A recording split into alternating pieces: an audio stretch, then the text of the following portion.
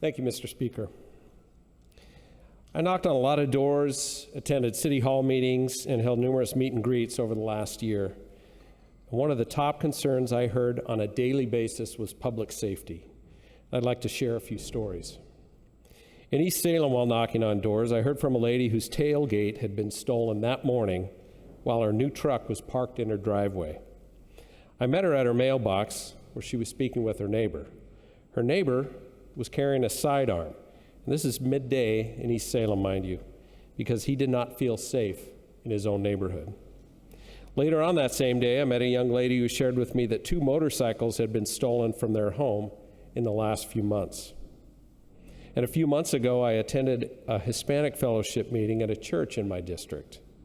And the first question I was asked was, what can you do about the crime in my East Salem neighborhood?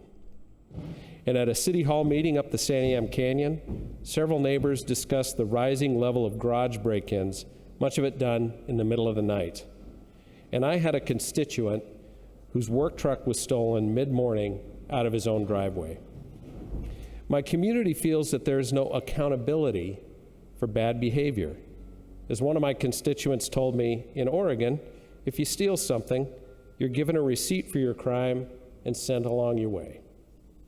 The number of property crimes, motor vehicle thefts, burglaries, and assaults are increasing. Our law enforcement agencies have a record number of unfilled job openings. They're challenged just to respond to crimes, much less proactively deter crime. And our jails are so full that we're constantly citing people and releasing them back into the community. Many of them continue to offend. And unfortunately, in my opinion, our legislature has not taken the real action to reduce this crime. We've been told that providing housing will alleviate our crime problem, but I do not believe that that will make a dent in any of the crime ravaging my community.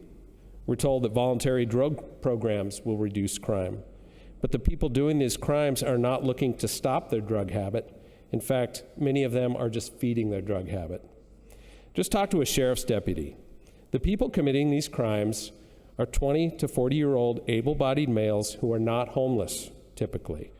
In large part, they've chosen this lifestyle to raise money to feed a drug habit, knowing there are little to no consequences.